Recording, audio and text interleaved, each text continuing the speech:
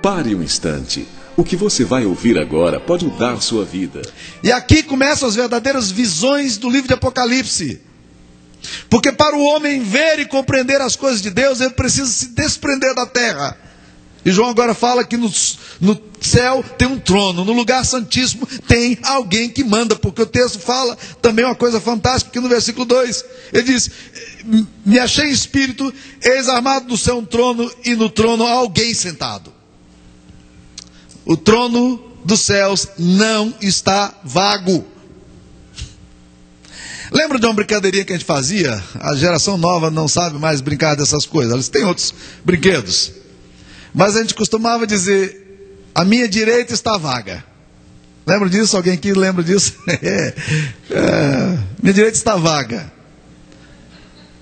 Quando João olha para o céu, ele vê o trono e diz: está vago? Não. O trono de Deus não está vago. O trono dos céus não está esperando alguém para sentar-se nele. O trono tem dono. O trono revela que há quem governe. As coisas não estão fora do controle deste que se assenta no trono. Este foi o primeiro julgamento que Deus fez acerca de um homem arrogante na história, que mandou em metade do mundo do seu tempo. Um homem chamado Nabucodonosor. Ele um dia, diz a palavra de Deus em Daniel 2, que ele se sentiu o máximo, o excelente, o magnífico. E Deus então deu uma ordem para ele e disse: você vai virar um animal agora. Você vai ficar agora 6 anos comendo pasto, para você aprender que o céu domina. E ele ficou louco, pirou o cabeção. Já não sabia mais o que era ele, quem eram os amigos dele, quem era... Ficou doidinho, megalomaníaco, enlouqueceu. Colocaram ele lá num espaço lá. Aí ele saía de madrugada, ia comer capim, acordava do meio-dia, com vontade de comer capim, comia grama, doidinho de tudo. Um dia a lucidez volta. Ele disse, e ele fala no capítulo 4 de Daniel: Deus me colocou para que eu aprendesse que o céu domina. Há muita gente aí precisando aprender que o céu domina. Há muita gente na história precisando aprender que o céu domina. O trono é o verdadeiro centro do universo. O nosso centro não é geográfico, mas é espiritual. O universo da Bíblia não é geocêntrico, não é heliocêntrico, não é sagitariocêntrico, mas sim teocêntrico. É Deus governando. E aqui nós vemos a verdadeira filosofia da história. Os jornais, as revistas, a TV nos relatam os fatos que tratam das realidades secundárias. Mas a causa suprema, a causa básica de todas as coisas, verdadeiramente o porquê dos tais fatos, apenas o trono pode revelar. Nada está excluído da vontade de Deus. O trono é o centro de tudo e o trono não está vago.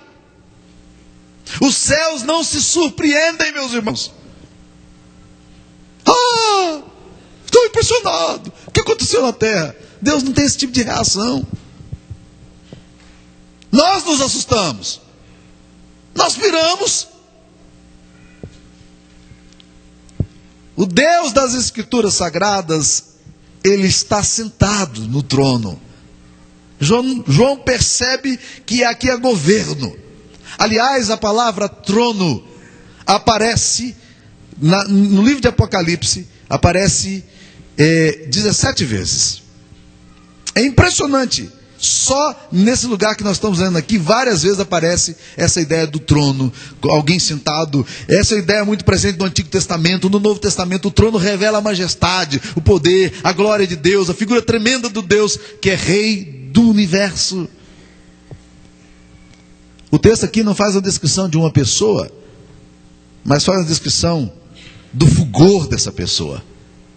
O texto aqui não é descrito em forma humana, mas é descrito como fulgor, como o brilho de Deus. O que nós podemos ver no trono? Que tem alguém assentado. O texto aqui vai descrever. Ele fala que nós podemos ver no trono dele autoridade, porque no trono tem alguém sentado. Essa foi a primeira coisa que João viu no trono. O mundo não é um carro desgovernado, entregue ao capricho da sorte, porque existem autoridade, existe governo, existe rei. Deus não está apostando para saber o que vai acontecer na história. A história não é aberta, meus queridos. Quando você lê a Bíblia, você percebe que Jesus morreu antes da fundação do mundo. Mas quando você lê a Bíblia também, você percebe que a Bíblia está falando que o diabo será manietado, e Apocalipse 20 descreve com detalhes que esse diabo vai ser jogado no lago de fogo e enxofre. Ele não tem chance. Satanás foi derrotado de uma vez por todas. E não há nenhuma força ou poder da história que possa de repente dizer: vou dar aqui um cangapé em Deus. Não. Deus governa. No trono tem autoridade. Outra coisa que esse texto nos descreve é que no trono tem glória. Olha como é que descreve o versículo 3 aí. Esse que se acha sentado é semelhante no aspecto à pedra de jaspe e de sardônio. E ao redor do trono há um arco-íris semelhante no aspecto à esmeralda. Quando ele usa essas figuras aqui de pedras preciosas, jaspe, sardônio, esmeralda, eram as pedras mais preciosas que existiam. Platão já as havia mencionado também, juntas, no texto que ele escreve. Essas 3 pedras fazem parte da vestimenta do rei de Tiro, em Ezequiel capítulo 28. Essas são as pedras preciosas que os sumos sacerdotes usavam, e que se encontra na fundação da cidade santa, em Apocalipse 21, 19. A visão de Deus é majestosa. Por essa razão, os 24 anciãos se curvam diante de Deus. É por essa razão que quando Ezequiel contempla a glória de Deus, ele cai com o rosto em terra, porque tem glória na presença de Deus. Mas o texto aqui nos diz também que ele não apenas viu glória, mas ele viu ao redor do trono um arco-íris. A figura do arco-íris tem sido tirada do cristianismo há bastante tempo já. Eu me lembro um dia que nós tínhamos um arco-íris colocado num dos quartos dos nossos filhos. Alguém chegou e disse: isso aqui é símbolo homossexual, tira daqui. Eu falei: não, isso aqui não é símbolo homossexual, não. Esse símbolo aqui é o símbolo de que Deus nunca mais vai julgar a humanidade. Está lá escrito em Gênesis, quando Noé é colocado naquele lugar, Deus manda o arco-íris e diz: essa é a aliança minha com você, eu nunca mais vou destruir a terra com água.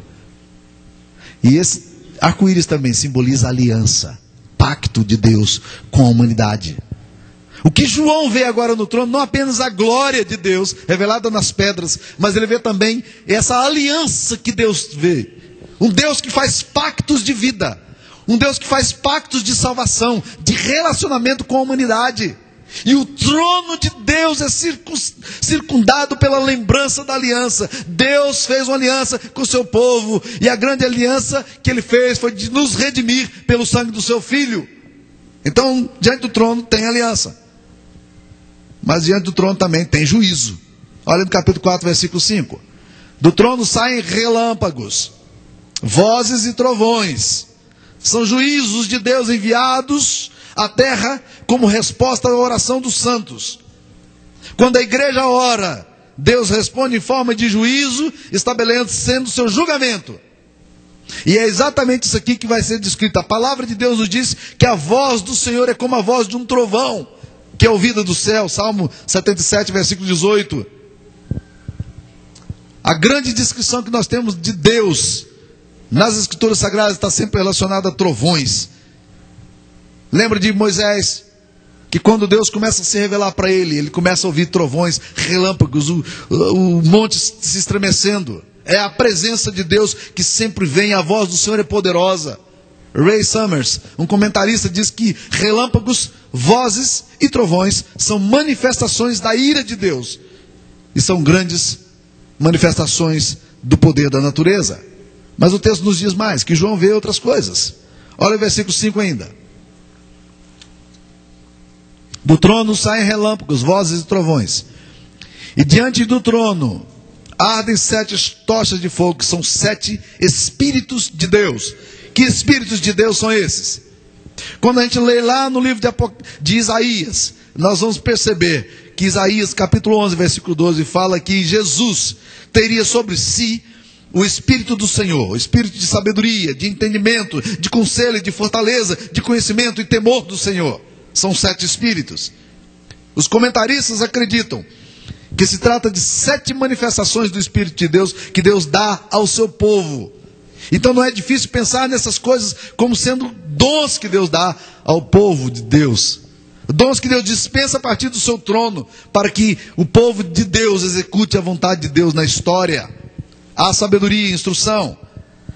Mas esse texto aqui nos fala também no versículo 6, que diante do trono há como que um mar de vidro semelhante ao cristal. O que é que revela isso, meus queridos irmãos? Transparência e lucidez. No mar, na presença de Deus, não existe nada oculto. Na presença de Deus, os seus motivos e os meus motivos, as suas intenções, as minhas intenções, os seus atos e os meus atos, eles são absolutamente manifestados diante de Deus. Quando você chega diante de Deus, você não está tentando enganar. Alguém já falou, Jaqueline, uma santa da Idade Média, uma mulher muito piedosa, ela chegou a falar o seguinte, que confissão é a antecipação do juízo. Quando nós hoje confessamos a Deus os nossos pecados, nós estamos dizendo o seguinte: eu sei que um dia eu vou estar diante do tribunal de Deus, e lá eu não posso enrolar Deus. Lá eu não vou poder enrolar com discursos psicológicos, filosóficos, tentar argumentar e provar para ele que eu sou certo e ele está errado. Diante de Jesus não adianta tentar trapacear. Porque diante do trono dele, a transparência, a lucidez, é um mar de vidro, é semelhante ao cristal. Então, Jaqueline disse, como eu sei que um dia, no último dia, eu vou ter que sentar na presença de Deus e ver, com a cara vermelha, quem eu sou, e ser denunciado por aquele que a tudo vê, que hoje já sabe do meu pecado, eu vou e me antecipo o juízo. Hoje eu vou diante dele. Essa é uma boa razão para a gente confessar os nossos pecados, não, irmãos? Você fica tentando esconder de quê? O quê? Por quê? Diante de Deus não se esconde nada de bom ou de ruim. Nada. O trono dele tem transparência e lucidez. É um mar de cristal. Ele vê tudo. Ele sabe quem você é. Ele conhece a sua história. Ele conhece as suas contradições. Não há nenhum segredo que não possa ser revelado. É a translucidez do trono. Há profundidade e transparência aqui no trono, mas não tem fluidez e instabilidade. Porque o esplendor do mar de vidro cega o homem que se aproxima de Deus. O mar de vidro significa transparência. Então, diante de Deus, tem transparência. João está vendo tudo isso. Um dia nós veremos também. Agora, que resposta te dá para esse negócio aqui?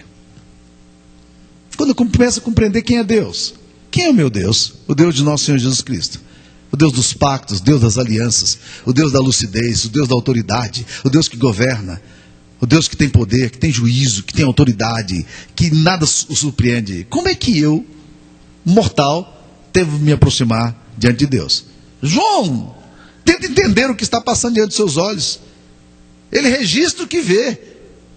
Agora, o que ele vê, meus queridos irmãos, é um cenário de louvor, um cenário de adoração. E aí ele começa a entrar nesse clima de adoração. E aqui nós vamos perceber algumas coisas que são extremamente importantes para nós, para a gente poder entender também. Olha o que Apocalipse 4:8 diz. Os 4 seres viventes, tendo cada um deles, respectivamente 6 asas, estão cheios de olhos ao redor e por dentro. Não tem descanso nem de dia, nem de noite, proclamando: Santo, Santo é o Senhor Deus, o Todo-Poderoso, aquele que era, que é e que há de vir. Olha, meus irmãos, o que está acontecendo aqui? O que João vê? Que reação as pessoas dão, os seres dão, os anciãos dão? A reação que nós vemos aqui é uma reação de adoração. Eles têm 6 asas. Por que 6 asas? A gente costuma, no imaginário da gente, sempre pensar que anjos têm asas. Um comentarista dias atrás